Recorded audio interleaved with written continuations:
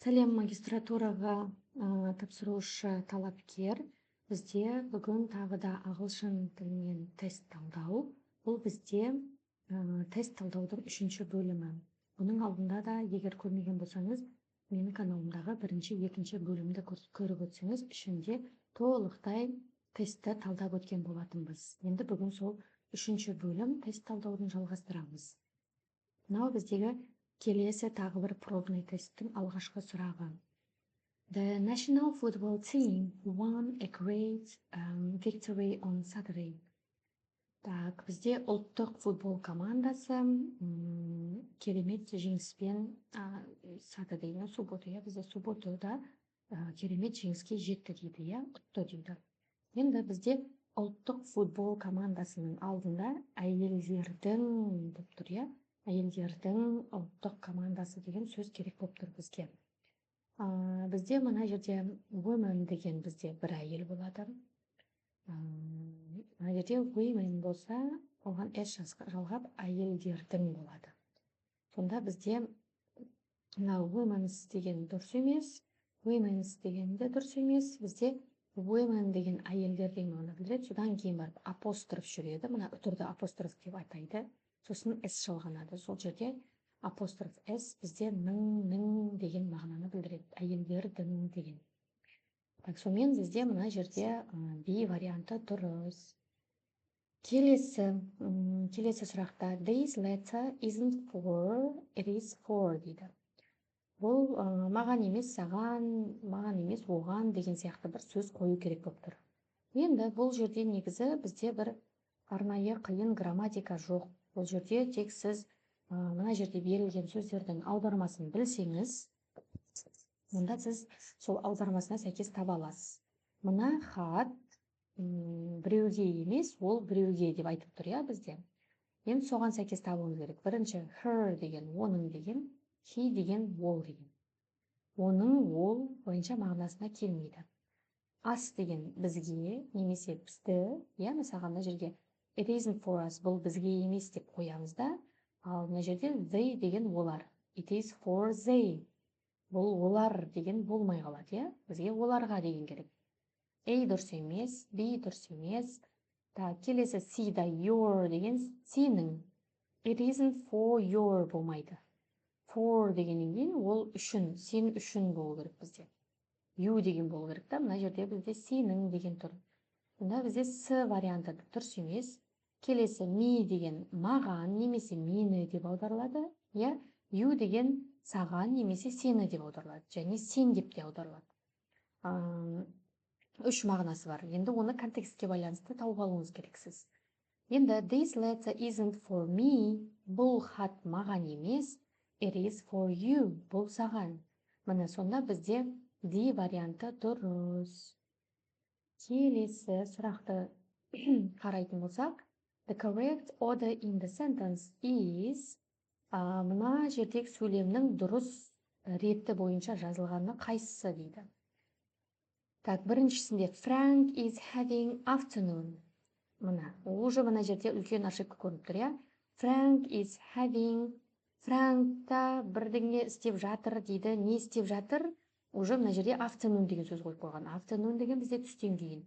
Мынау істеп жатыр дегеннен кейін бір іс-әрекет тұру керек еді, немесе белгілі бір зат тұру керек еді. Ал бізде уақыт тұр. Сонымен бірінші A-ді алып тастаймыз. B. Frank is having a check-up tomorrow afternoon.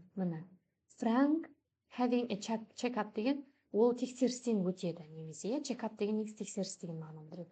Ол тексерістен өтеді. Қашан? Tomorrow afternoon. Ертең түстен кейін. Бізде дұрыс варианты осы.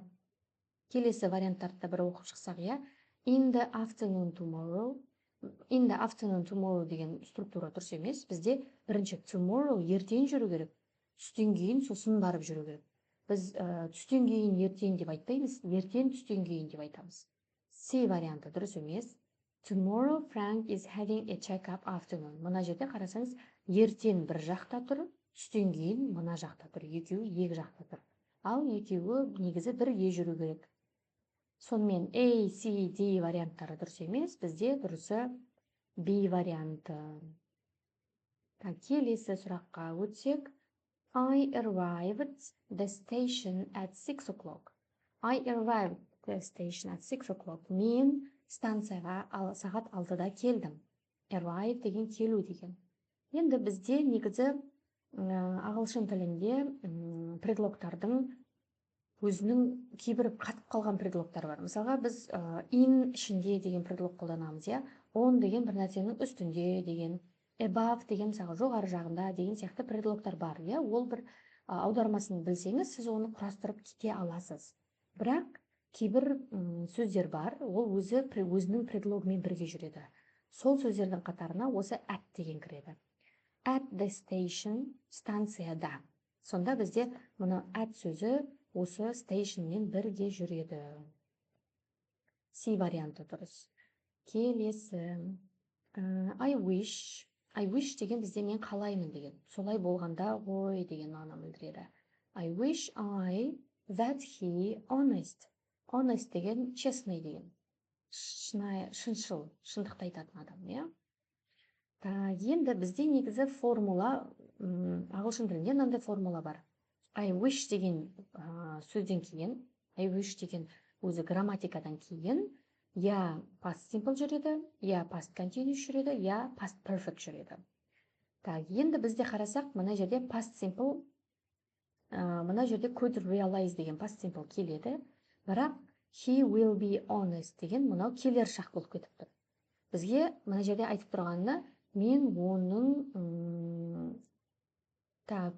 шыншыл екенін түсінгенімде ғой деп тұр, я? Realize деген түсіну деген, түсінгенімде ғой деп бұрын өтіп кеткен нәрсені айтып тұр. Бізде ал will be деген бізде келер шақты білдіреді. Бұл біз жерге келмейді, я? Келесі would realize, will have been. Мына структура will have been тіптім келмейді. Бізде future, perfect, simple, я? Келесі I wish I realized деген мына өткен шақ біріншісі бөлімі келеді, бірақ he will be деген жері келмейді, өткені will be бізде future simple. Бізге өткен шақ керек.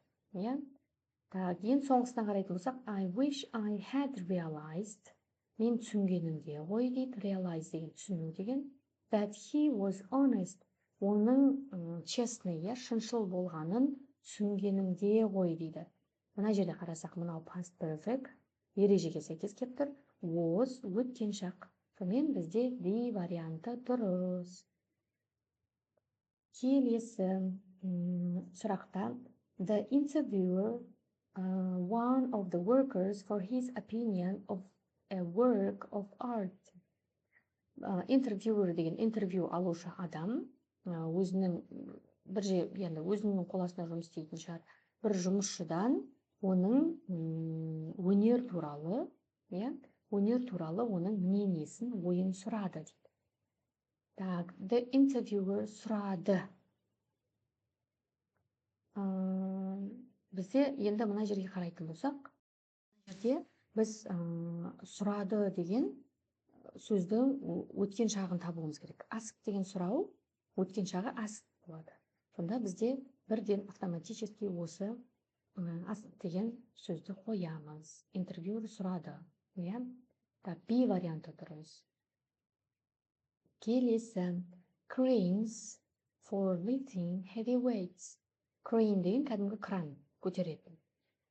Кран ауыр заттарды көтеруге қолданылады. Мына жердегі мына used деген сөздің барлығы қолданылады деген аудармада, я? Енді бұл жерде бізде passive voice деген грамматиканы сұрап тұр. Passive voice деген бізде грамматика бар. Ол істелінеді. Мысалы, бөлме тазаланылады, машина жуылады деп айтамыз ғой кей жағдайларда. Бірақ ішінде кім істеп жатқанын айтпаймыз да адамның. Сондай жағдайда осы грамматика қолданылады бізде. Cranes қолданылады деген структура бізде is used болады. Мына жерде мынау дұрыс. Are деген жоқ, дұрыс. Are used болады. Is деген бізде бір кран болса, мен мына жерге мән беріп қармаппын, я? Cranes деген бізде негізі жалпы крандар деп көпше түрде айтып тұрген. Егер де сізде мынандай жағдайда бір ғана жекеше түрде тұратын болса, зат, я? Онда сіз is'ді қолданасыз. Ал бізде мына жерде cranes деп, крандар деп көпше түрде тұр екен. Ондай жағдайда біз уже мына are-ды қоямыз. Are, яғни көпше түрде. Крандар ауыр затты көтеруде қолданылады. Мына жерде бізде D жауабы тұрыр. Келесі сұраққа өтсек, school children in our country wear uniforms. Біздің мемлекеттегі мектеп оқушылары мектеп формасын киеді. Енді have to міндетті, can істей алады, might мүмкін, may мүмкін. Енді біз мүмкін киеді дейміз ба, әлде кие алады дейміз ба, әлде киюге міндетті дейміз ба? Әрине киюге міндетті дейміз, өйткені государственный мектептерде негізі киюге міндетті, иә? Сонымен бізде have to A вариантын таңдаймыз. Келесі сұраққа өтсек, he has lost his keys, that's why he has the door without the key. Ол өзінің кілттерін жоғалтып алды, сондықтан да ол есікті кілтсіз не істеді? Ашты. Так, мына жерде біз that's why he has дегеннен кейін негізі have to деген жаңа біз мына жерде айтып кеттік қой. Have to деген міндетті деген, иә? Енді мына жерде сол has деген соның қасындағы былайша айтқанда досы ғой. Has бен has екеуі бірге жүреді. Енді has. Мынау бізде жаңа have to дегеннен to тұрды ғой. Мына жерде has тұр, бірақ to жоқ. Значит, біз не қоюымыз керек? To қоюымыз керек. That's why he has to open the door without the key. Сонда оған he has to деген ему пришлось деген ғой. Ол уже ашуға мәжбүр болды. Өйткені ода кілт болмады, басқа амалы болмады деген мағынаны білдіреді. Has to open дейміз. Келесі, would you mind the front door? Would you mind деген қарсы емессіз ба деген. Front door деген алдыңғы есікті. Алдыңғы есікті жауып жіберуге қарсы емессіз ба? Енді осы жерге бізге жабу деген сөзді берген міне барлығында, бірақ әр түрлі формада. To closing, close, closing, to close. Енді бұл жерде қалай табамыз? Негізі өзі қатып қалған бірінші бөлімді, екінші бөлімді тест талдауын, бірінші, екінші бөлімін көрсеңіз, мен сол жерде түсіндіріп өткенмін негізі. Арнайы сөздер бар, ол сөздерден кейін ing, ол сөздерден кейін келген етістікке біз міндетті түрде ing жалғаймыз деген өзімен сондай формула бар екенін айтқан тұғымын, иә? Дәл сол формула осы жерде де жұмыс істейді. Would you mind деген сөзден кейін етістік келсе, ол етістікке біз міндетті түрде ing жалғауын жалғаймыз. Ол өзі қатып қалған ережесі. Оны сіз неге жалғайды деп айта алмайсыз, ол өзі ағылшын тілінің ережесі. Would you mind? Просто мына closing, to closing демейміз, тек closing'ның өзін таңдаймыз. Would you mind closing the front door? Алдыңғы есікті жауып жіберуге қарсы емессіз ба дейді. Так, бізде соның C варианты дұрыс. Келесі сұраққа өтсек, if you, my father, tell him I after him. Так, егер де сен, мына жерде C деп тұр, көру дейді. Егер де сен менің әкемді көрсең, сен оған айт, мен оған қамқор боламын дейді. Қандай керемет сөйлем. Так, енді бұл жерде бізде conditionals деген ереже бар. Conditionals деген шартты рай деген. Сол conditionalстың бізде осы first conditional деген бірінші формасына келіп тұр.